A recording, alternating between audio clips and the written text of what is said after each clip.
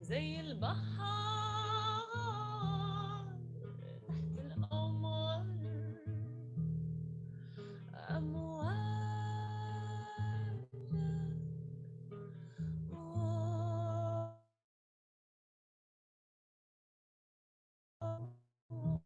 بتبوس رملة شط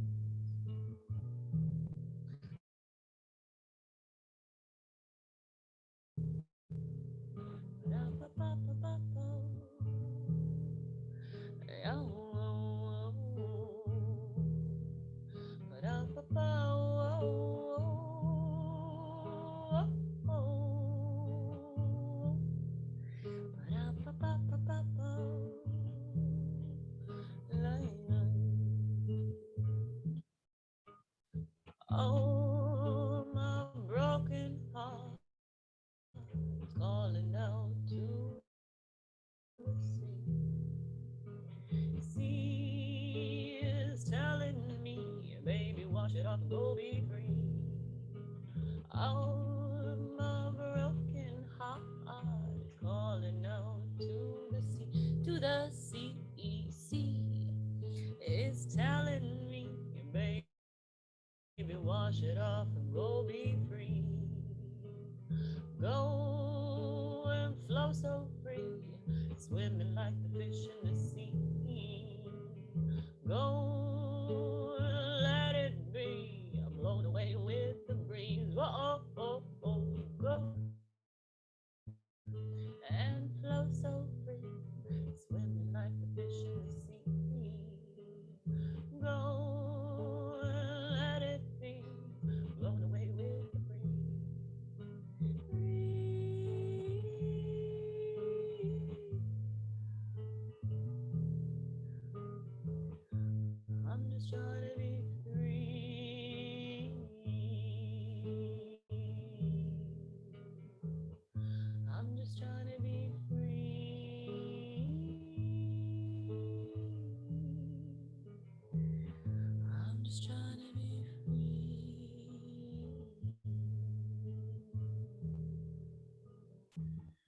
I'm just trying to be free.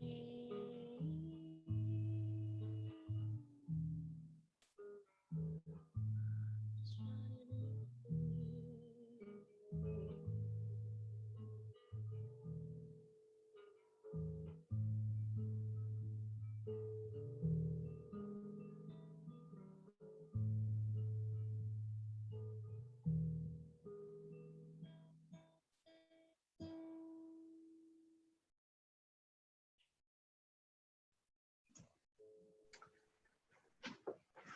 Thank you, Rowan.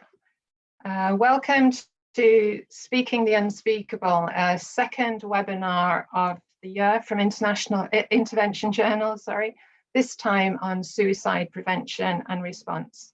Thank you very much for coming along today. And thank you, Rowan, again for opening our webinar so beautifully. We'll hear more from you later.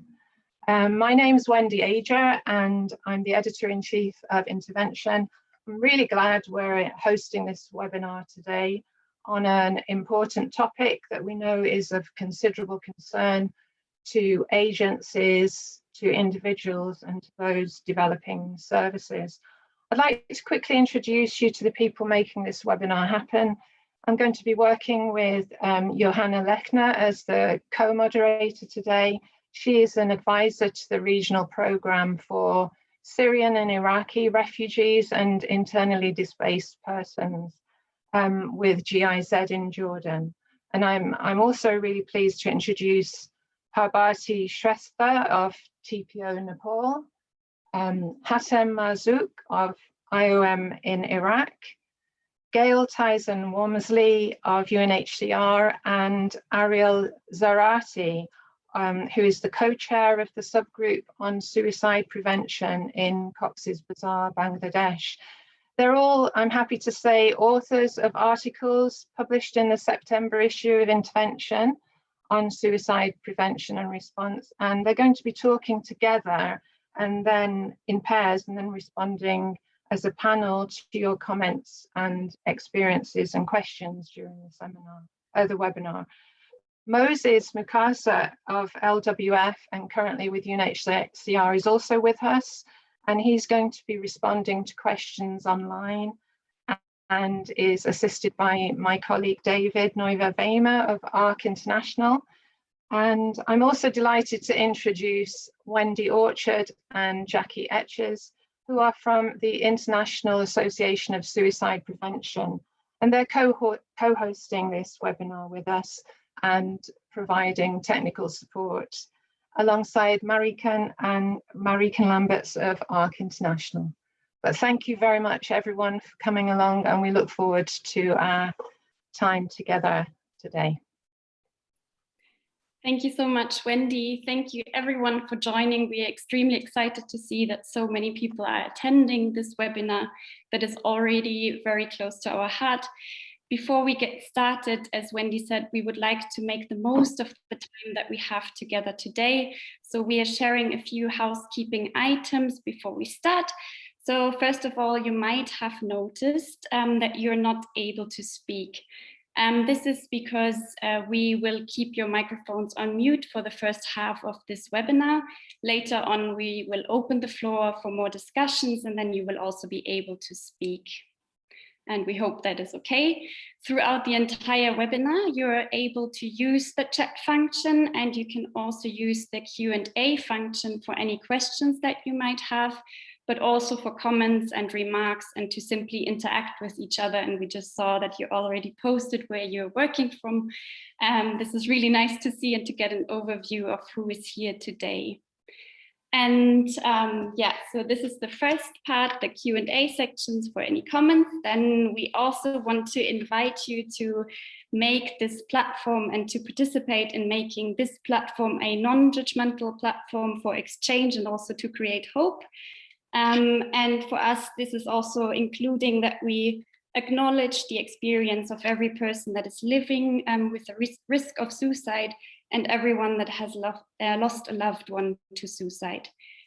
This also entails a certain language that we would like to use that does not increase the stigma around suicide, and David will make a few suggestions in the chat So we will try to use this language, and we also encourage you to do the same.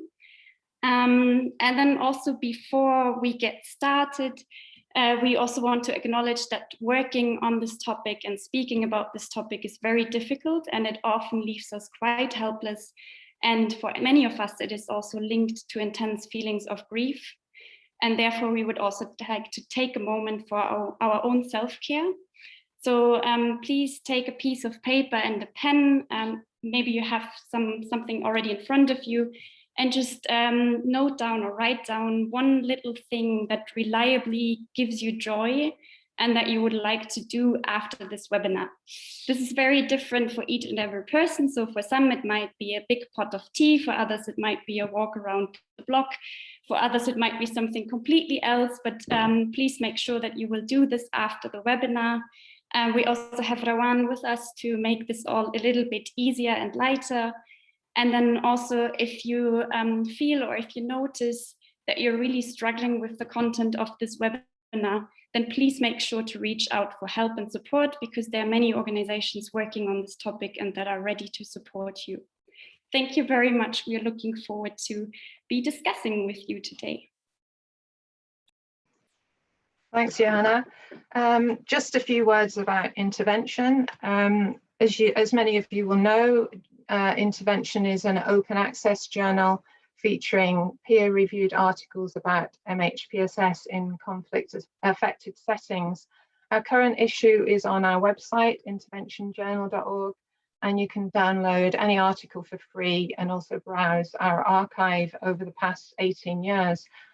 Ever since Intervention was established, its core mission was about making knowledge accessible to the field, whether that's about sharing case studies or evaluations from an agency, or presenting research findings that link with some aspect of MHPSS, and importantly, personal reflections from teams or individuals about the impact of working in this area or grappling with a dilemma of some kind. Webinars like this one directly link with this core idea of ours to document work happening in the field or reporting research to practice. And in this case, we're gathering around as a community of practice to learn and exchange with one another around suicide prevention and response. We're doing this in particular because the current issue featured a special section on suicide prevention and response, which was published actually on September the 10th to mark World Suicide Prevention Day. We have had 11 articles covering a wide range of settings, subject areas representing local, national and international agencies, and interestingly including articles written by people publishing for the first time, as well as more experienced writers. And that's just how we like it within the journal. I'd like to honor all the contributors at this point. And I'm sorry we can't feature them all today, but I'd like to direct you to their articles on the website. I want to thank the team of guest editors who worked on it with me, Johanna herself, Lakshmi Vijaya Kumar was with us, Rabia El-Shami and Peter Ventervogel, a great team. We're pleased to have a special message from Lakshmi, which she's recorded for us, and we'll be listening to that in a little while. We're going to focus in this webinar on two areas. There are obviously lots of different aspects we could have chosen, but the first will be a dialogue between Parbati and Hatem on planning suicide prevention and response at an agency and a national level. And the second dialogue will be between Gail and Ariel, and that will be looking at the impact of dealing with suicide prevention and response on frontline staff. We'll listen to the pairs talking together first, and then you will have an opportunity to respond maybe with a few clarifying questions or comments. And then after the two pairs have spoken, we'll open the floor to you all to talk to the panel about any of the issues raised. We'll also listen to Rawan singing again later. We're aiming to wrap up within the hour. but we're happy to continue for up to another 30 minutes after that for time together if there's appetite to do so. ISP's theme for the next 3 years is creating hope through action. And we really do hope that this webinar will in some way contribute to a sense that it is possible to respond in this difficult area. So before we move on, just a final thing, I'd really encourage you to write about your work if you haven't done so already for intervention. We really need groups and agencies, teams to document the work and share it with a wider audience. Please contact me if you have any ideas or you wonder if a topic might be of interest. I'd love to hear from you. Thanks. Creating hope through action is really also the key message that we will now hear from Lakshmi, but also much more. Unfortunately, she cannot be here today, but she sent a video message and would love to be here in person as well. Lakshmi Wijayakumar, as Wendy already said, was one of the guest editors at the Intervention Journal, so I had the honor of witnessing her incredible wisdom that she accumulated over the years working on this very difficult topic, especially also with refugee populations. Lakshmi is a psychiatrist. She is also the founder of a suicide prevention center called Sneha and the head of the Department of Psychiatry at the Voluntary Health Services in Chennai, Tamil Nadu, India. She was also the vice president of the ISB for 4 years, is currently the representative for India, is on the WHO's International Network for Suicide Prevention and Research, and is also one of the co-founders of World Suicide Prevention Day. And of course, there would be a million more things to say about Lakshmi's incredible work and also groundbreaking work on this matter, but I think her message is really important, so we will listen to it now.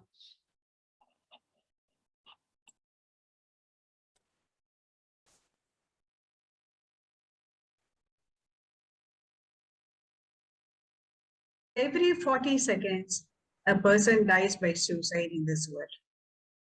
More people die by suicide than malaria, HIV, wars, or even homicides.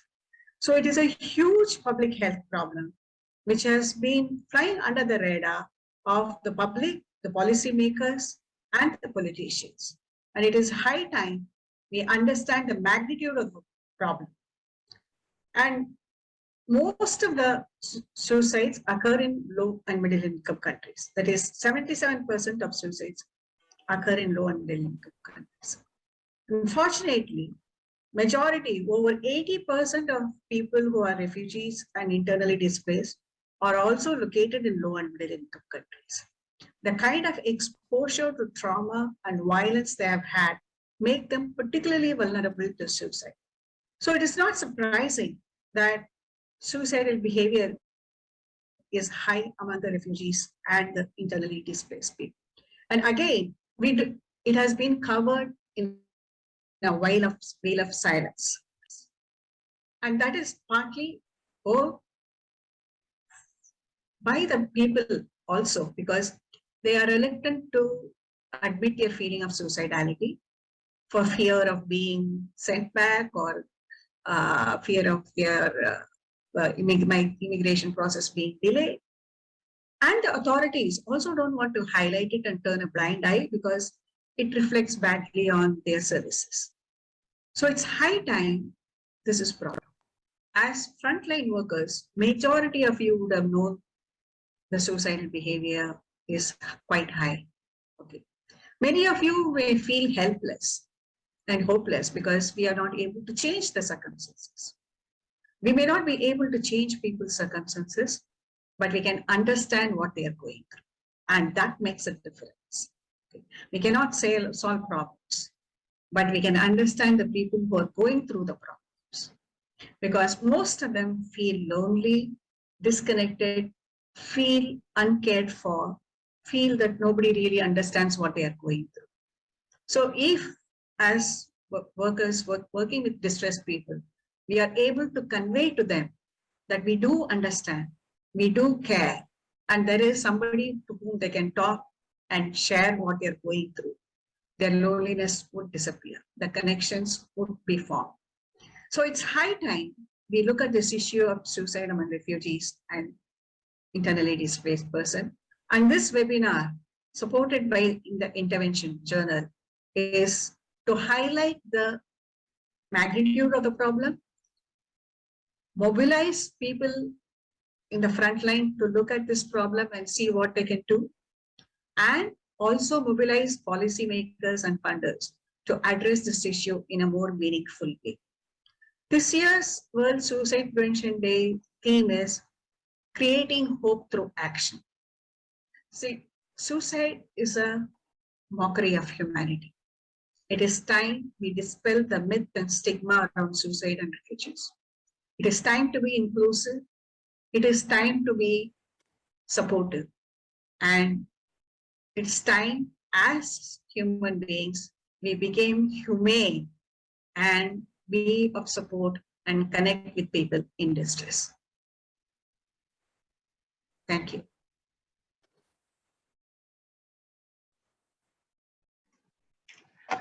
Thank you very much, Lakshmi. I'm saying thank you, Lakshmi. She's not actually there, but thank you. We're going to turn now to Hatem and Parbati. Just a reminder that there's an opportunity to write clarifying questions or quick comments in the chat or question boxes. We'll have 5 minutes after they've spoken together to take a few of those, and Moses will help us with that. So over to you, Hatem and Parbati. Thank you. Hi, namaste everyone. I'm Parvati from Nepal, and I'm working in a transcultural psychosocial organization. In short, it is called TPO Nepal. And I have been working in psychosocial field from 2008. And I had some experience of handling suicide prevention program in a rural part of Nepal. So this is my introduction. So I would like to introduce my other friend also. Could you please, Hatem, please, could you please introduce? Thank you so much, Parvati. I am Hatem Marzouk. I am the Mental Health and Psychosocial Support Program Coordinator working in IOM. And currently, I'm overseeing the MHPSS activities for the Iraq mission. I think it's really a privilege to be with you all together in this webinar today and to speak about the work that we've been doing on suicide prevention. And Parbati, I have to say, I think reading your article, I think it was a very interesting read, and I was really impressed by the amount of work that you're doing in suicide prevention. And I'm really curious to know about some of the key messages from the work that you've done. What are the lessons learned, and what were the key challenges that faced you along the way to achieve the activities that you've done with TPO? Thank you, Hatem. The first thing is like I would like to talk very shortly about the background of the program.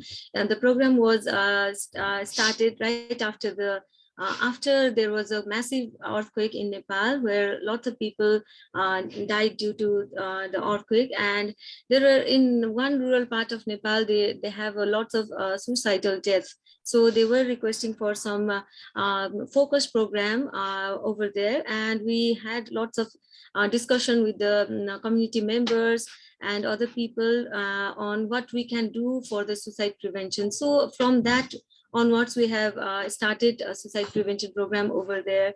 And it was very difficult for us to go in the community and talk about suicide, because suicide was a very much like closed topics, or sometimes it was more glorified and it was discussed in a very insensitive way, and there are lots of myths around over there. So it was very difficult for us to intervene over there. And while discussing with other stakeholders and community people, we decided to have some kind of media campaign to discuss about the myths and the fact of the suicides and how to deal suicide sensitively. And most importantly, we talked that suicide was suicide is preventable, and you can seek support, and it is it is a part of mental health. So that was the first challenge we had in the community, that people were so much it was very difficult. It was very difficult to talk about suicide the first part. So for that region, we had lots of media campaign. We used local radios and FMs to reach larger community people. And the other challenges was like there were no any other agencies who work for the suicide prevention, and there were no it was no awareness of on what is the role of community, or what is the role of teacher, a local educator, because suicide is we need multi-sectoral approach to deal with that. So we had to bring people over there and discuss about the suicide, and we had to educate them for what is their role on suicide prevention. So that was the another challenges, and we dealt on that way. And the other thing is even the health system, even the police, even teachers, they didn't knew about suicide and their role on suicide prevention. So while doing those kind of things, we didn't have very much capacity, or mental health was not integrated in the health system. So that were some major challenges, and we did with lots of community engagement, and that was the lesson we learned from those programs. So that were the things. So Hatim, I have also read about your articles, and there were similar programs in your setting also. So what were the is the Iraq context were the same, or there were any differences on that? I think for Bati, I think there are many similarities between the two contexts. There are certainly particular areas that are different, but I think there is the shared stigma about suicide and talking about suicide. And this is my third year with the mission in Iraq. And I think over the period that I've been working with the mission, it is very clear that suicide remains to be a taboo issue, and it's not very easy to engage with the community about it. And in our work about suicide, we focused on three main pillars. One of them was similar to yours, engaging the community and raising awareness about suicide. And to be frank, we were quite ambitious at the beginning. We were hoping that we would be immediately jumping to response and developing hotlines and training people as first responders. But in reality, we found ourselves wanting to first have people talk about suicide and acknowledge the fact that it's something that is happening and that it's something that needs more action from different stakeholders. The second area that we've been focusing on a lot is engaging the government and the policy makers in suicide prevention and response. So we've been working with the government of Iraq at a federal level, and also with the regional government of Kurdistan region, to develop the first ever national suicide prevention strategies. And it's a work that has been in the making for more than a year and a half now. And it's something that is really important to bring in different ministries. It's not only a Ministry of Health or a public health problem, but it's something that needs multi-sectoral engagement. It needs the involvement of different members of the government and different ministries, basically. So the idea was to develop a multi-sectoral approach to the problem to make sure the engagement is there. And finally, we are also keen on working with the local organizations and building their capacity to be able to talk about suicide, raise awareness about suicide, and to be able to provide basic support to people at risk of suicide. So this is something that was really key in our approach to suicide prevention and response in Iraq. And it's really important in that sense to acknowledge the role of local organizations and the great role that they can have in influencing the public opinion and advocating for more support in the suicide prevention. And I think, you know, working with local organizations is also very helpful for us to inform the development of projects and development of activities in that regard. I wonder if the experience was similar for you, also working with the government or with the local organizations. So we were in the transition period. So our Nepal government system was in transition. It was we were moving to the federal system. So there were lots of things undergoing. So we had being TPO Nepal as a national organization. We work with lots of different other community-based organization and women groups. And at the time we had there were women center who conduct psychosocial support center. So they were operating psychosocial support center, and we had lots of capacity building components to them. Like they were trained on like suicide prevention, and they were trained for the psychosocial counseling. So we also work with the health system. Also, we had training for the health workers on MHCAT, so that we could refer the cases over there in the same community. So and the other were the teachers, because teachers were like very much the first responder or the first community people who could be easily available over there, and who are the trusted person. So we worked with the teachers, and along with teachers we work with the students also. There were lots of student program, also awareness program. So we talked about emotion and dealing about emotions, how to handle those difficult emotions kind of thing with the student. We engaged teachers, and the other important part was the engagement of police, because in our country that the role of police till now is understood that if there is already people who died by suicide, then only they think that police should be involved, or the responsibility of police is started over there. But now with lots of advocacy and everything, there are lots of awareness on on what they can do before, if people are before on the suicide prevention. So these were the some community based organization involvement, or we work on in this module. So that were some examples of our work. So I have also heard that you have you have also worked with local NGOs in Iraq, no? There were some involvement of local NGOs also. So could you please talk a bit about that? Yeah, we actually do. And part of the work that we've done was in partnership with some of the local organizations that implement activities in the community. One of them is an organization called AGI organization that has adopted the theme Creating Hope Through Action. And with their support, we've worked with different groups, some of them very similar to what you described. So healthcare workers, school teachers, gatekeepers, basically, who can support people at risk of suicide. But also, in addition, we work very closely with journalists and media people who report on suicide to make sure that they are reporting about suicide in line with the best practices available in that area, and to make sure that they would be also sensible to the needs and the grievances of the families who've passed through the experience of losing a loved one to suicide. So these are some of the examples that we worked with in the community. And it's also really interesting in what you mentioned that the groups of people who we consider as gatekeepers appear to be quite similar, even though the contexts are not the same. So I think it's something that is a good takeaway message. And some of the things that we've also done is that we've developed tailored awareness raising messages, and we've translated them into Arabic, into Kurdish, different dialects of Kurdish, so that they will be available to a wider population. And we've also made them available to all the local organizations that we are working with, and we've even shared them with some other missions within IOM internationally that have showed interest in receiving those messages as well.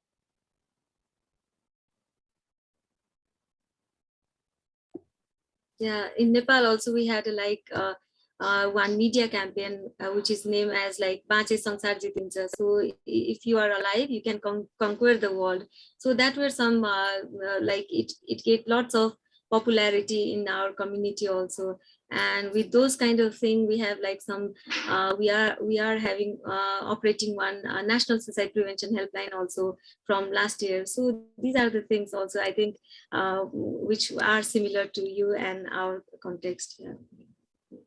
Yeah, thank you, Parvati. I think it's very interesting to talk to you and learn more about the experience of working on suicide prevention and response in Nepal. So thank you very much. Over to Wendy. Yeah, thank you so much to you. Thanks both. Thank you very much for your exchange. Moses, are there any questions or comments from the gathered audience just now that you want to raise? Yeah, thank you, Wendy. We've got interesting feedback and questions, the 3 questions so far. One, Randy Hamid was asking if there are any intervention models to deal with suicide cases among children inside detention centers. I don't know if any of our panelists wants to go for that, but most importantly was the question which I think is going to Pabati, and the colleague was Ying Ping was asking if you can share about the post-intervention activities that you are carrying out in your communities. So can I? Yeah, sure. go ahead, Parbati. Thank you. Yeah.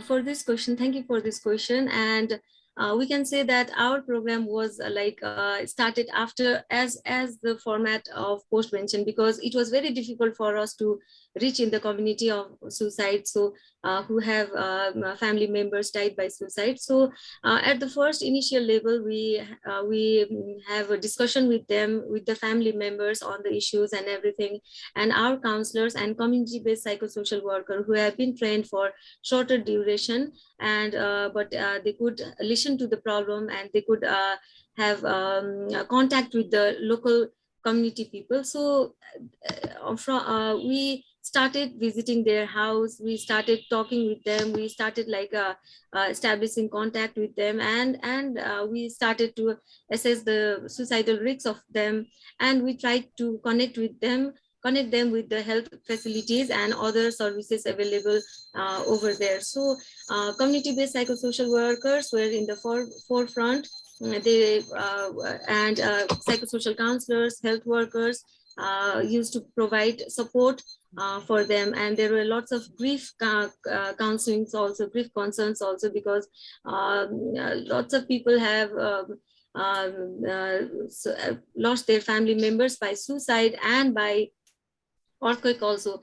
And the condition was that people who have lost their family members by earthquake, they were also considering suicide, and they were thinking of suicide because they have lost their loved ones and in that earthquake. So we went over there, we talked, we established contact with them, we started supporting with the counselors, and in that way we worked over there. I hope I answered these questions. So, thank you. Yeah, Wendy, more questions are coming our way. Randy Hamid sends a question to Hatem at IOM asking if they were able to train government staff or detention center staff. Hatem. Thank you for your question, Rand. I think regarding the part about training government staff, we did train some staff from the government. Some of them came from the Ministry of Health, some of them come from the Ministry of Labour and Social Affairs. So we did do some trainings across the past year and a half for different staff from the government authorities. And we're hoping that this training will be repeated again in the future once we get the opportunity. Of course, COVID-19 has limited the ability for training and capacity building activities, like it has limited many other training activities, but we did do some trainings for the government staff. Okay, thank you very much. I think we'll look at pick up any of the other questions and comments in the more general panel later. We'll say thank you to Hatem and Parbati for now, and pass on to the second panel. Johanna, thank you. Thank you very much for this interesting discussion also. In the second panel are now Gail and Ariel, who have both written in their articles about the challenges actually for frontline staff responding to suicidality in humanitarian settings. And I was very impressed by both of your articles, because I thought that you had actually found a language in the absence of language that you are writing about, Gail. So we are really excited to hearing you speak about your experiences. And then again, a quick reminder, you can ask questions in the Q&A section or in the chat function. Thank you very much for being here, both of you. Thank you. So just in guise of a quick introduction, I'm Gail Tyson-Womersley. I work for UNHCR and I'm a staff counselor. So it's an absolute pleasure today to focus on frontline workers. How are we impacted by suicidality in the communities that we work with? Ariel, would you like to go ahead and introduce yourself? Sure. Really quick introduction. My name is Ariel Zarati, and I am one of the co-chairs for the suicide prevention subgroup in Cox's Bazar. Similarly, we do a lot of outreach and support for staff as well as affected populations. So it's great to similarly to have this conversation. Absolutely.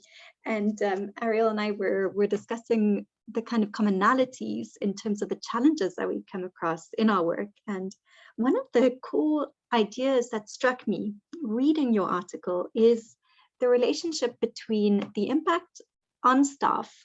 Of course, we know this is an incredibly challenging experience for frontline workers, but also people's knowledge, people's attitudes, people's competence. So for example, you highlight that among your respondents, 56% indicated neutrality or agreement with the statement talking about suicidality can increase risk. And it absolutely goes to this question of language that I find fascinating. I often reflect on trauma and the role of trauma. Suicidality is complex. It's not only mental health, it's political, it's economic, it's religious, it's so much tied up all together. If we look at the role of trauma, trauma by its very definition is not having a language. And you have this absolute sense of powerlessness and helplessness.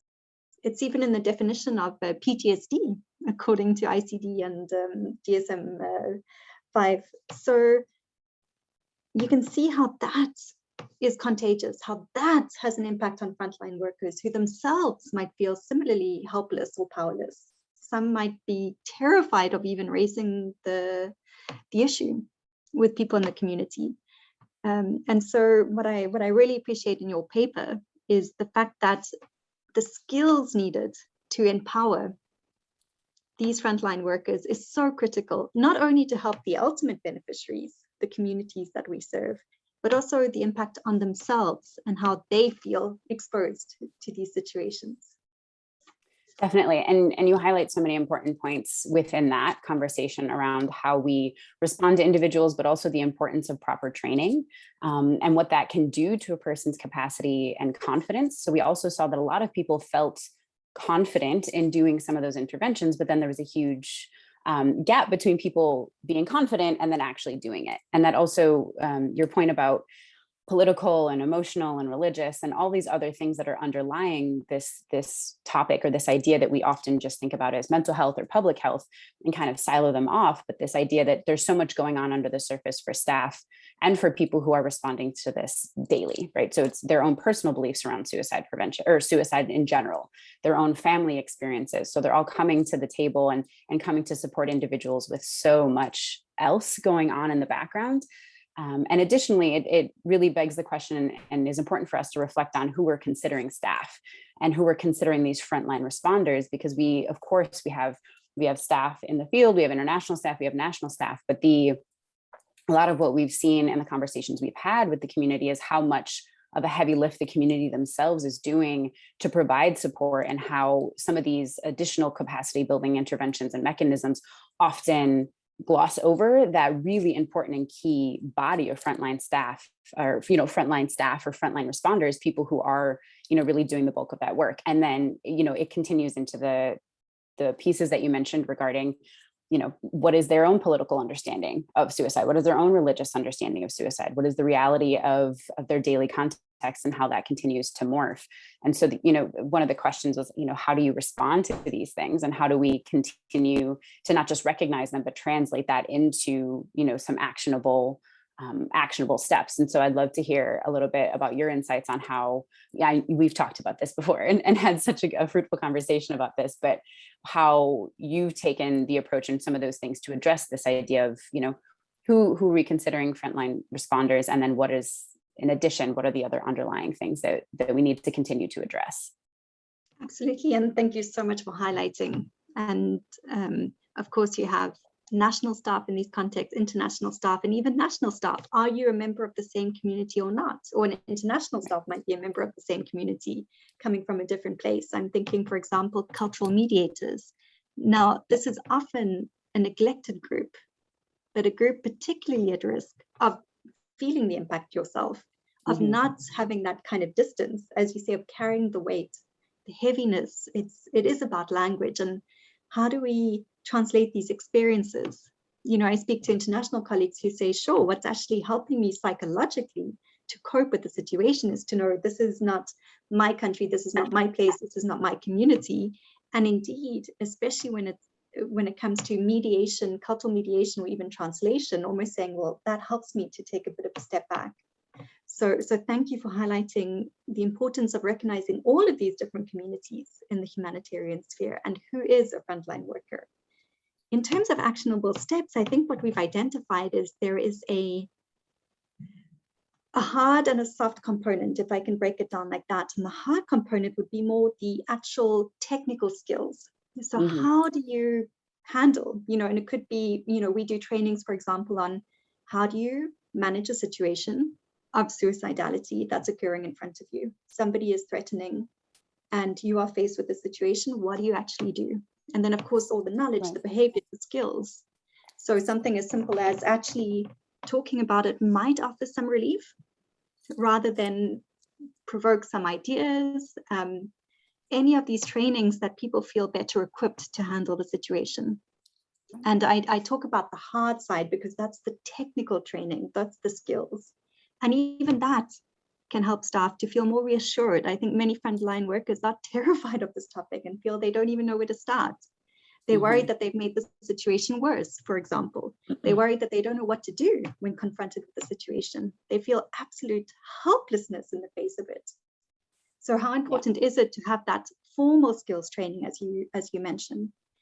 The second part is what I would call the softer side. So that's saying, yes, there's a technical component related to the skills, but the softer side is also acknowledging the psychological impact, and that includes thinking about vicarious trauma. It is contagious. People might feel that same desperation, that same helplessness, that same anger, frustration, whatever, that guilt, that shame, whatever complex emotions. Of course, it has an impact on us. You know, I have staff who say, how dare I go home and watch Netflix on a weekend, knowing that the situation is occurring in the detention center, for example. So I do think that's really important to highlight is that. And the other question I would love to have your thoughts on is, when it comes to staff and frontline workers who have been exposed to these challenging conditions, often there's a little bit of a defense built up and people might be burnt out. And there's a coldness. People say, I stopped caring. So one of the big questions we deal with is it manipulation? So say you know this one particular person who keeps on coming to you in the camps, threatening or even acting on a suicidal thought. And they might have police, authorities, partners, or NGO workers, INGO workers, international agencies, whatever humanitarian workers are there, might say it's manipulation. They're doing it for attention. They're doing it to obtain housing or cash, or for a certain objective. Right. And that for some feels quite cold.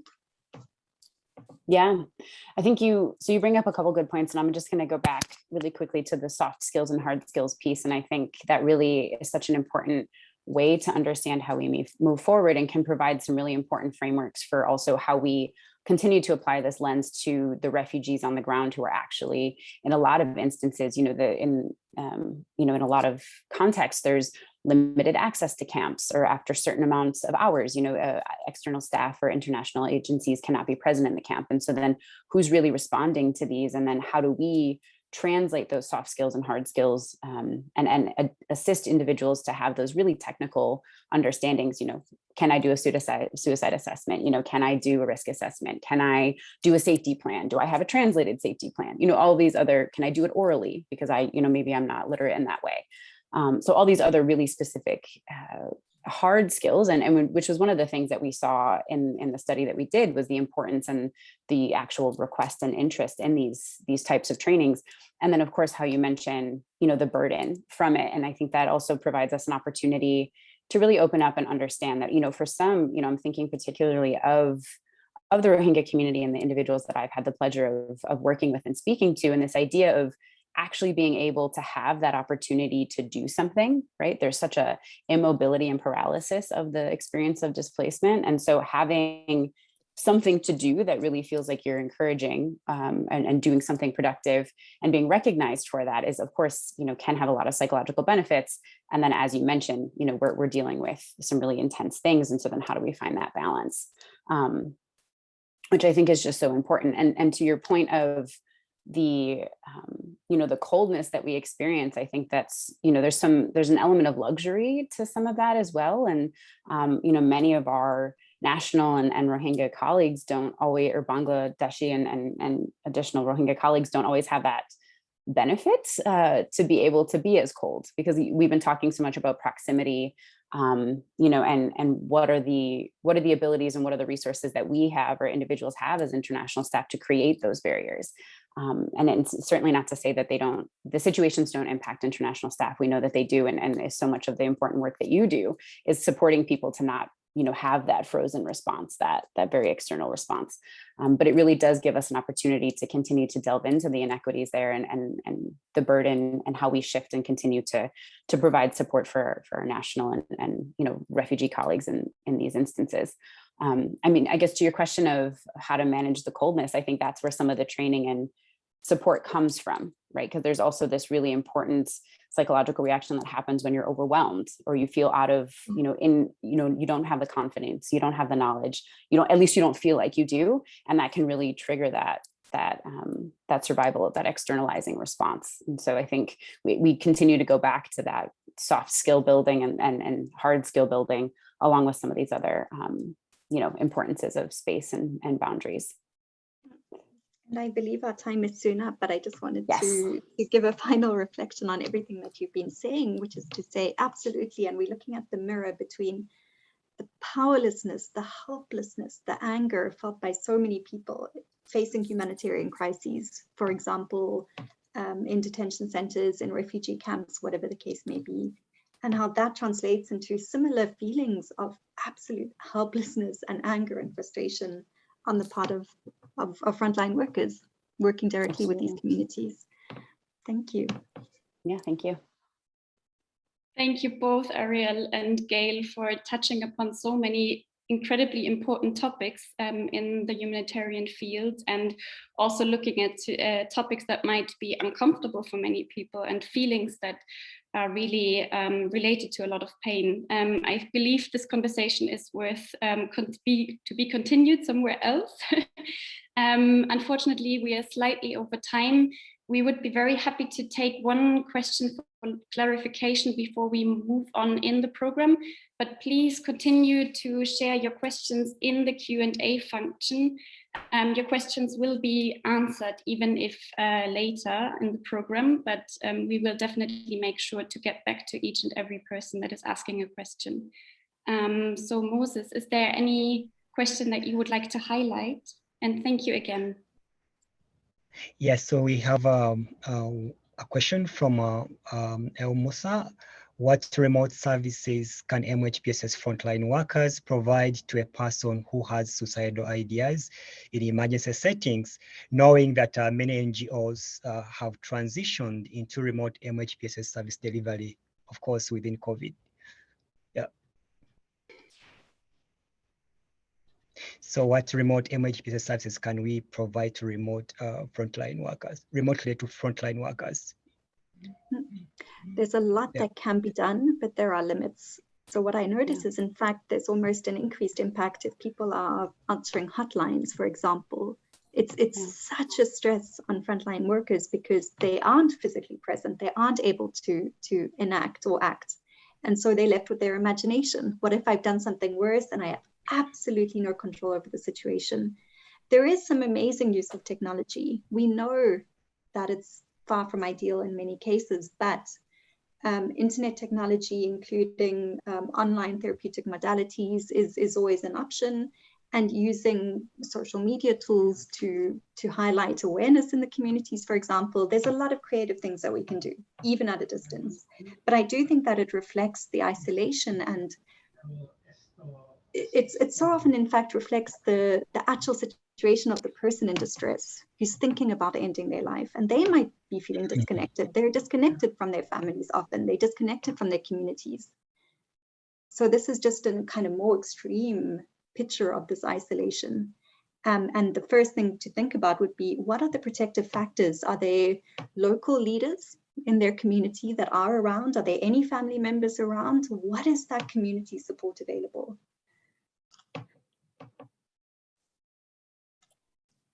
Thank you very much, Gail. Would you like to add on this, Ariel?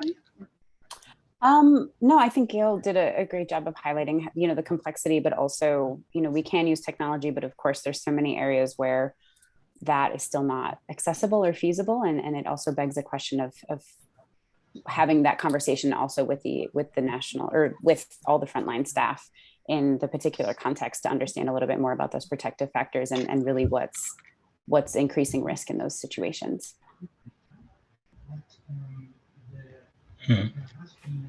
Okay, thank you very much, Ariel and Gail. We're going to listen to Rowan again. And before we move on to opening the floor to questions with our panel and comments, we're going to give you an opportunity to speak. If you'd like to ask a question, please raise your hand and we'll invite you to speak. You have to be sure to accept the invitation to speak from Jackie, or you may wish to continue asking questions or making comments in the chat boxes.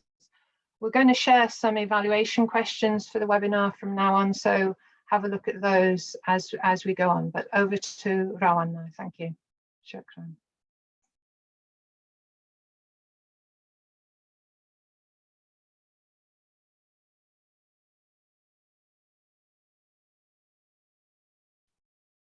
Thank you, everybody. I'd like to share a song by a band called United Pursuit. It's called Let It Happen.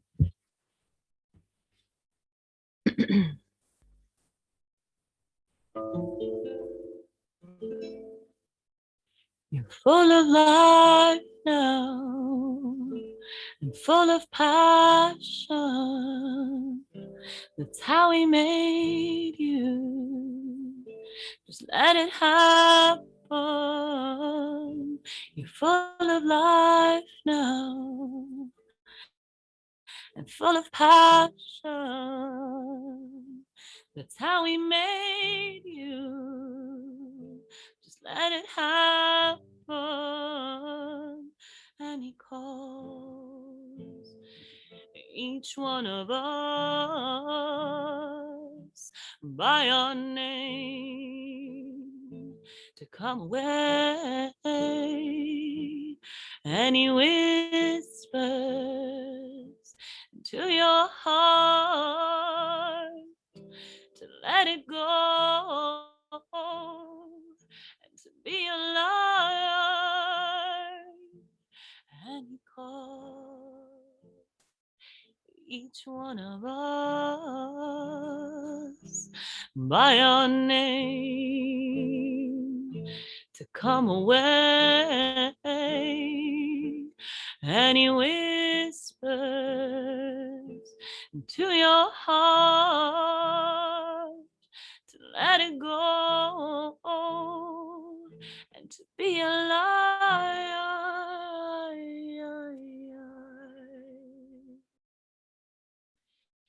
Be alive. Be alive. Be alive. Be alive. Come alive. Come alive. Come alive. Come alive.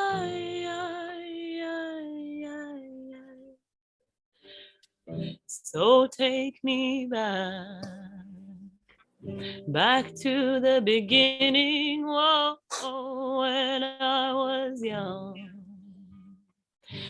running through the fields with you. So take me back to the beginning, whoa, when I was young, running through the fields with you. 'Cause you're full of life now and full of passion. That's how we make you. Just let it happen.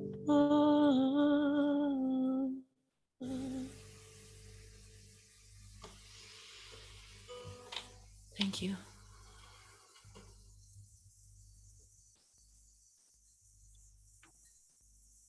Thank you so much, Dirawan, for offering another piece of your music. I think this is also really helpful to digest all the input that we just heard. And thank you again. We can now see that you have raised your hand, and lots of members in the chat have now the ability to speak. Unfortunately, we are not able to see an order of who has raised his or her hand first. So I will now randomly pick one person to ask a question. And I can see Nadia. Gabriel Michael, would you like to ask a question?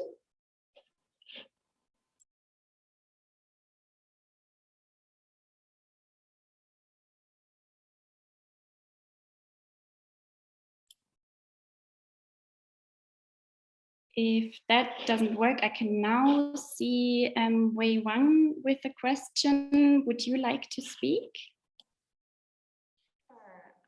Hi everybody, my name is Wei and I'm the Protection and Inclusion Advisor for Mercy Corps in Syria. I really have a question for Hatam, and I put it in the Q&A. As you rightly mentioned, right, it is a taboo when it comes to the issue of suicide. And so while doing focus group discussions and talking to the field colleagues, a lot of feedback that was given to us is that the psychosocial support sessions should be renamed and called well-being sessions, and that we should avoid terms such as mental health, suicide, depression, anxiety. And I really struggle with that, partly because of targeting. We want to make sure we are reaching the people who are most vulnerable. And I just wanted to hear, Hatam, from your experience working in Iraq, since it's a fairly similar context. What do you think about this approach? How do you get around the issue of trying to ensure that people who come to the sessions are not stigmatized or further stigmatized, if we were to call it a psychosocial support session as such? And over to you, Hatam. Thank you. Thank you, Wei. I was just reading your question and I was planning to reply to it. So I think there are two parts to your question. I think the general stigma of mental health and whether we should call mental health or not. And I think, you know, this comes with the other terminology that you've used. I think there's no direct, easy answer to this, because it's not really fair to call someone, you know, to brand someone with a title that would make them further ostracized within the community. But at the same time, it's really important to reserve diagnosis to a person who's been formally or clinically diagnosed. So I think part of the problem is that there's a lot of terminology that doesn't really translate easily into other languages. So if we're talking about mental health, translating into Arabic in your case or into Kurdish, I think that there needs to be someone who's knowledgeable about both languages well enough to be able to pick the right terminology, to be able to achieve this balance. I wouldn't necessarily recommend shying off from using terminology that is right, that is accurate, just because there is no acceptance within the community. But at the same time, it's really important to take a stepwise approach. You can't really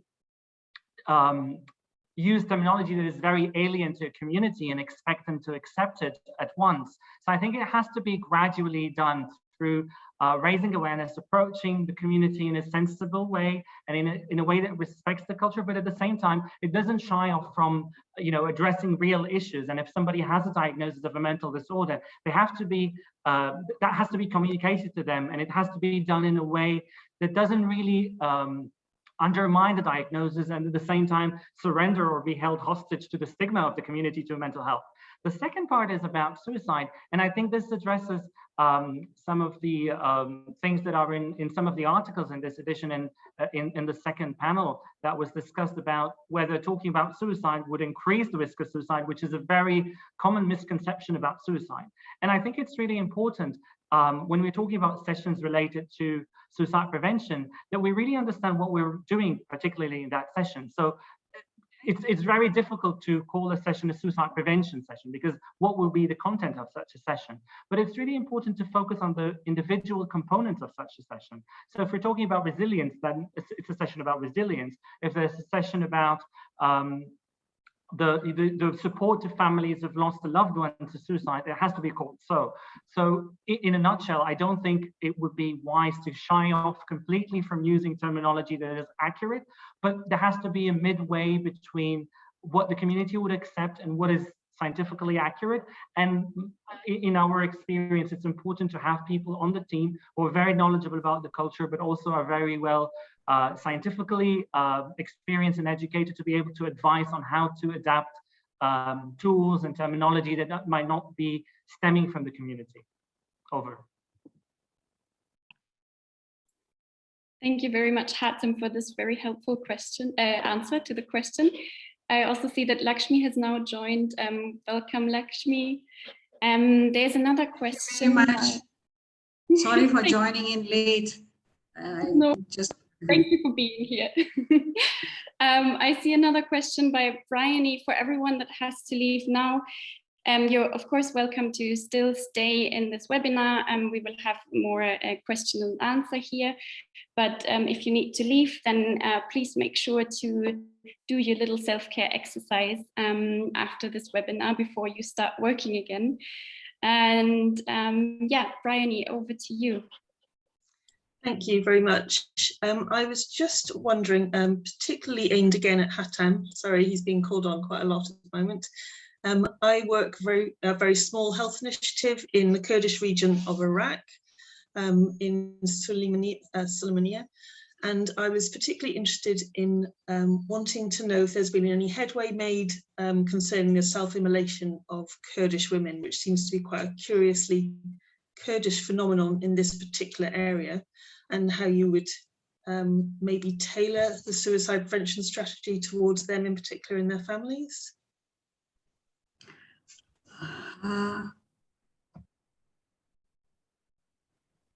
Thank you, Brian, for your question. And the short answer to this is that we are aware of the phenomena that you're describing. And actually, one of the local organizations that we're working with, they have one of the staff members, the volunteers working with them, who's doing her PhD on this topic in particular, on self-immolation in women in the Kurdish region.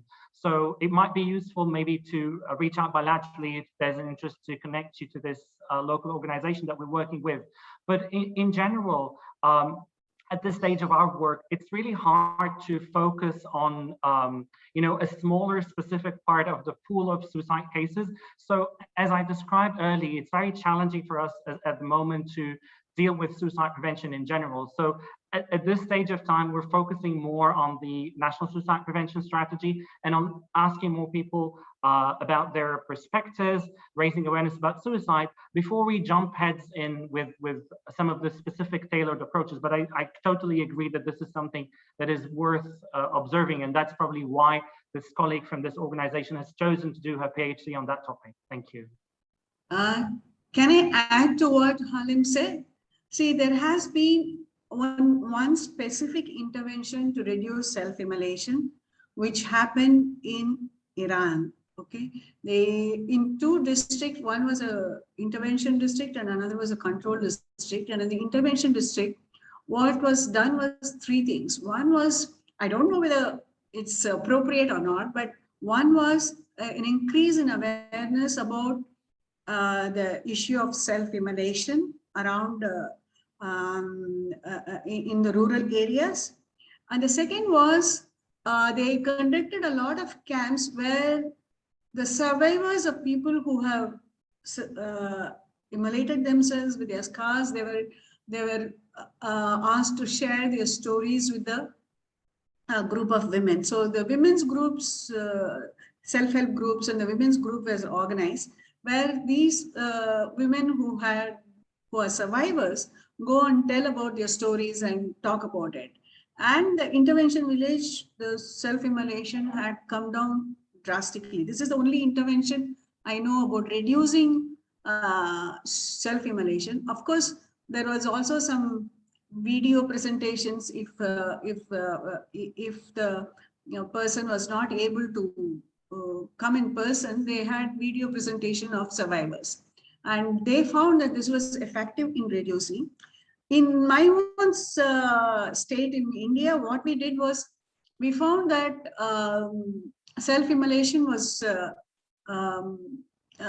reported widely in the media, and also many of the soap operas, whenever they show a woman in crisis, they will show her going into the kitchen, pouring kerosene and setting herself on fire. So we appeal to all the serial makers, soap opera makers, and all the serial makers not to show a person self-immolation. And this has reduced by 50% the self-immolation in women in our state. So these are the only two interventions which I know of, which specifically looks at reducing self-immolation in women. But as you rightly know, there is a whole lot of socio-cultural context to it, and that also has to be taken into account when we are planning any intervention. Thank you for your answers. I really appreciate both of you answering that. Thank you. Thank you both, Lakshmi and Hatem, for answering this question.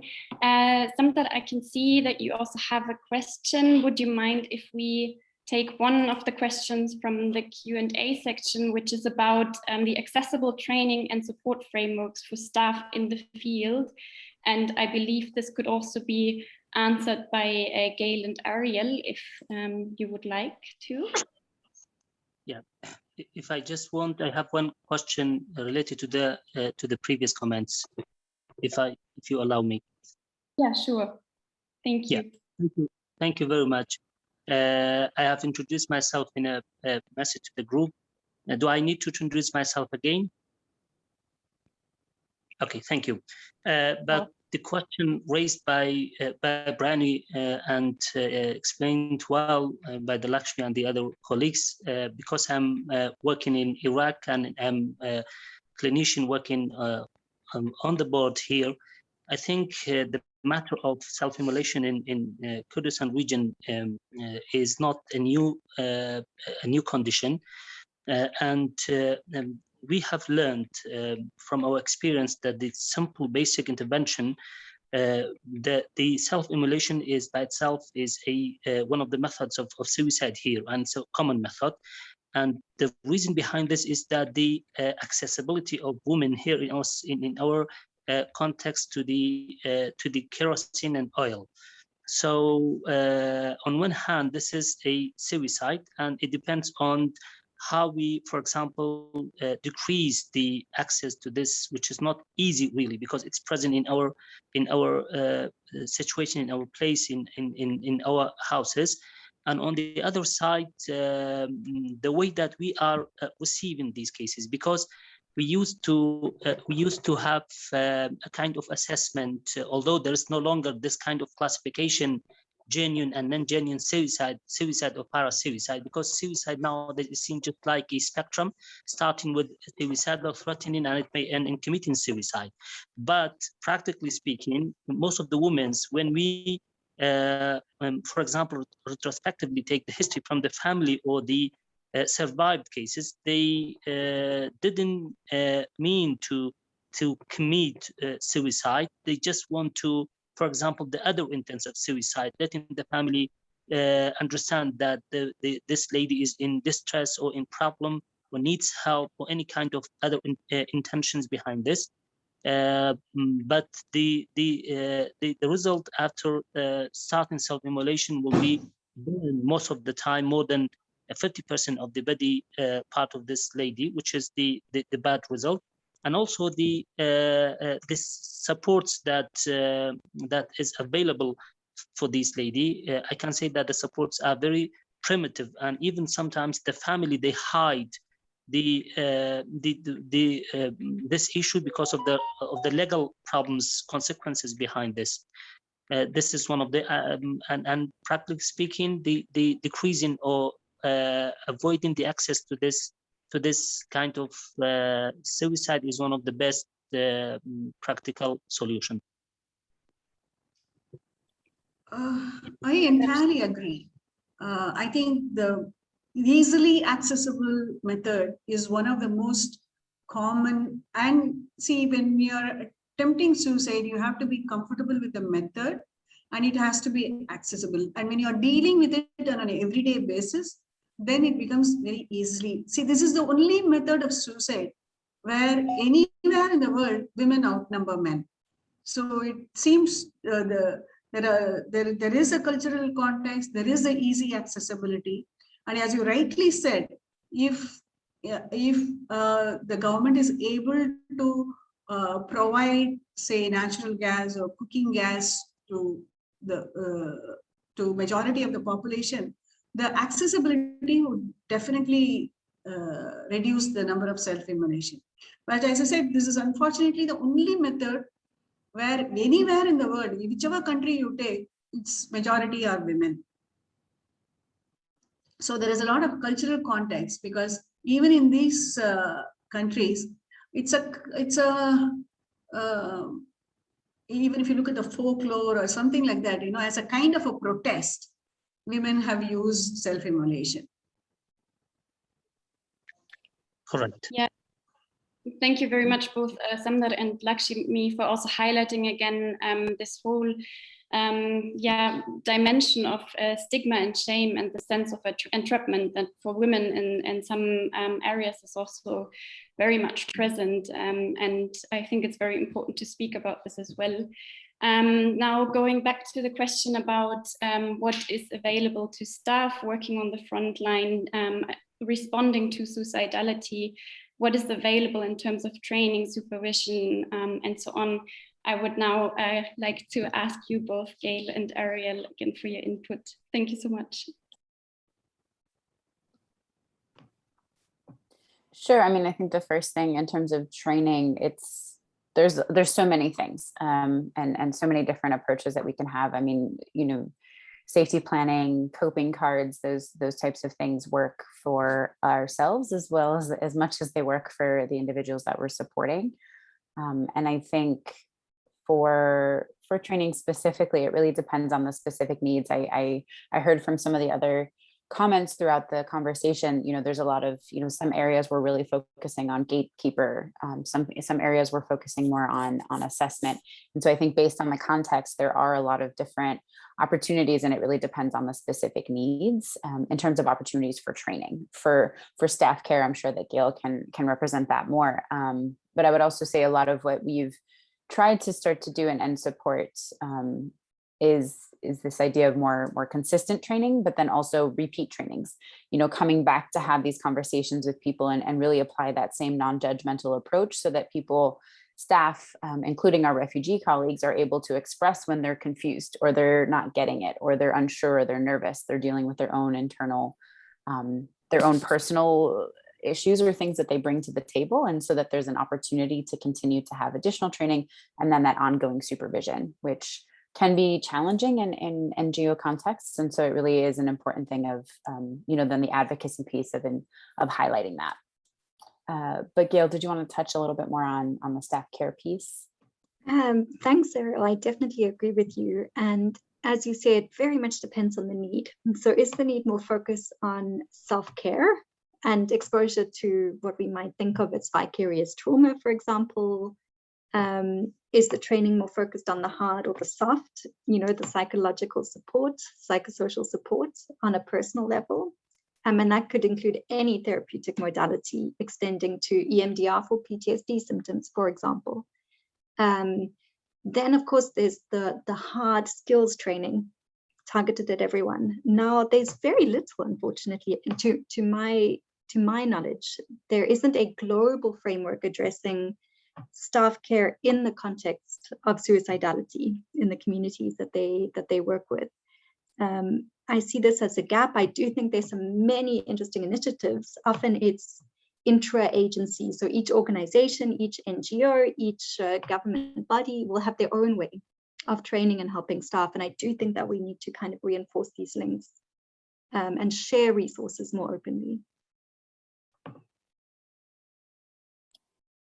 Thank you. Yeah, this sharing also is a very important point. I think we often keep our knowledge to ourselves. It's really important to collaborate on these aspects as well.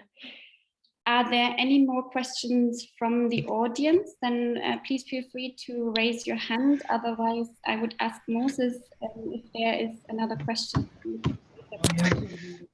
Yeah, Johanna, we have some two questions here from the Q&A.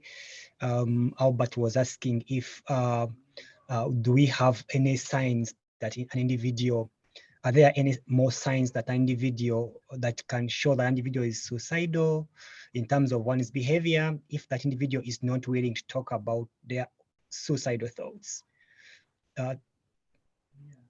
Yeah, so I think just to respond, there are always silent features of a person who is presenting with suicidal thoughts, even when they're unable to talk about them. And probably we can put this in the chat for more reflections. But yeah, the features are always visible, as the basics are withdrawal, changing behaviors, and all those other known ones. So from my perspective as a suicide researcher, I've seen that there are more of these signs even when people don't talk about suicide themselves. We have another question here. It's very interesting. Is depression is linked to is a high risk factor for suicide? That this was for the colleague from Iraq, one of the panelists. Hatem, depression is a high risk factor for suicide. Was it possible in your context to diagnose if depression was present in most of the people you are interacting with? Hatem, this was for you to reflect on. Thank you for the question. I think particularly for the context of Iraq, there hasn't been a lot of studies in terms of causation or association of the suicide cases, particularly because it was not an issue that was heavily researched in the country. We know from research in other countries and in other contexts that depression, is one of the risk factors for suicide. But particularly for the question relating this in Iraq, there's not enough research.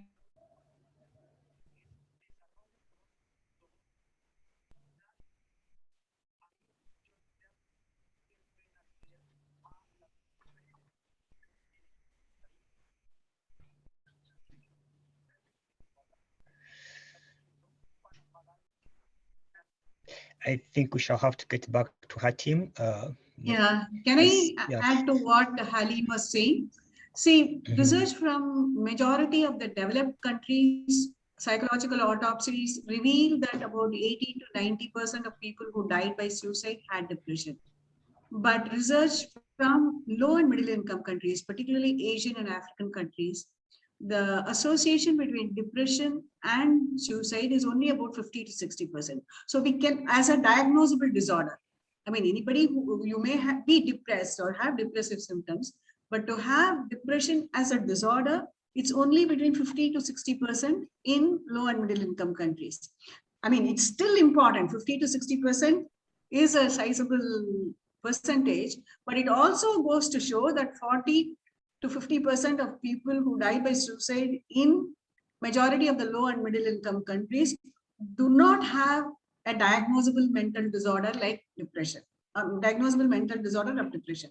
They may have adjustment disorder with depressive mood, depressive symptoms, but research from all the low middle income countries have revealed that the primary importance which is given to depression as or treating depression as a main thrust of reducing suicide has less validity in low and middle income countries.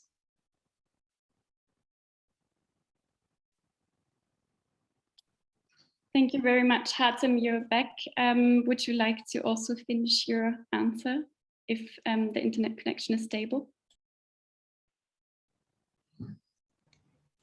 Now you're on mute. You're muted now. Sorry, I wouldn't add much to what Dr. Lakshmi said, but just to specifically say that in Iraq, there hasn't been enough research done to ascertain the figures or the association between depression and suicide. We know from other contexts, like what Dr. Lakshmi mentioned, that there is some association, but in Iraq, there hasn't been enough research to tell us about the figures in particular. Over.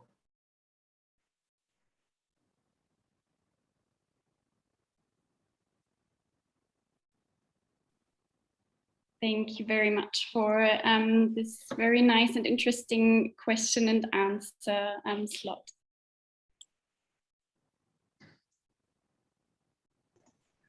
We could go on for all afternoon or for a long time yet, but I think I need to draw things to a close. I'm sad to say.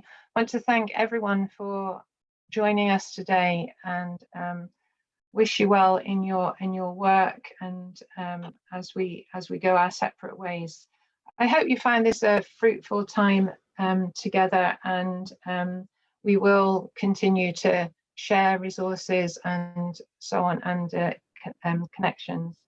We're going to listen to Rowan for a final time, but I think Johanna has something to say too. Just also to thank you for participating in this webinar. It was a very fruitful exchange for all of us. We hope to continue this discussion, and yeah, thank you for everyone involved in the preparation, and thank you also, Rawan, for also accompanying this webinar with your music. And just another short reminder to look after yourself also after this webinar, and to have a lovely afternoon, evening, or day wherever you are now in this world. Goodbye. Thank you, Johanna, and all of the team for your hard work and your very important work. I'm honored to be here with you, and I'm going to share one more piece, a song of mine that really talks about finding sources of support with nature and feeling complete as part of an ecosystem on this planet. So I hope this resonates for you.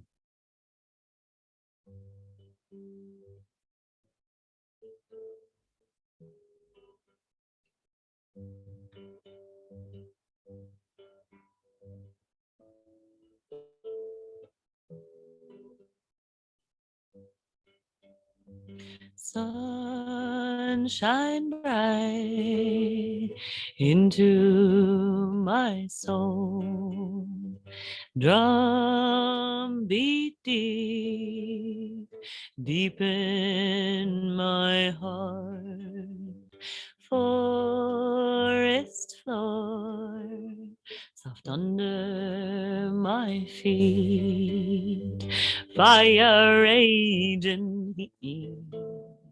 I am complete. Pachamama, you're all that I need. Great goddess, I am your seed. Pachamama, you're all that I need. Great goddess, I am your seed.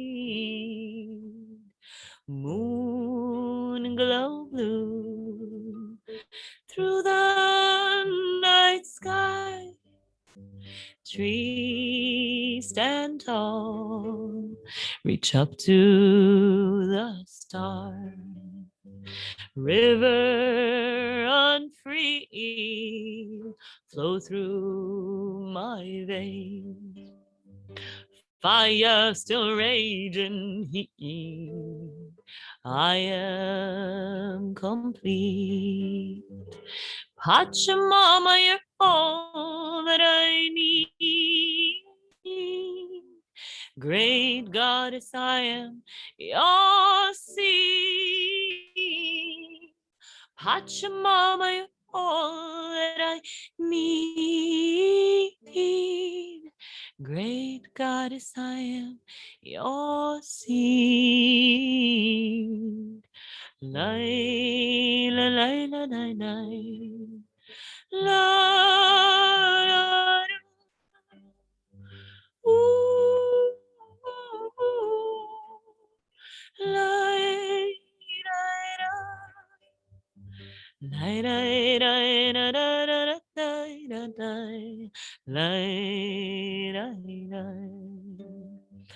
Fire still raging,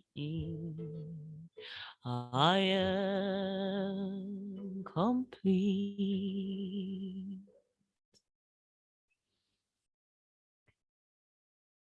Thank you very much. May we all find those moments of completeness and remember them and carry them forward. My name is Rawan Roshni. It's my honor and my pleasure to be with you all. Thank you. Goodbye, everyone. Bye. Bye. Thank you all.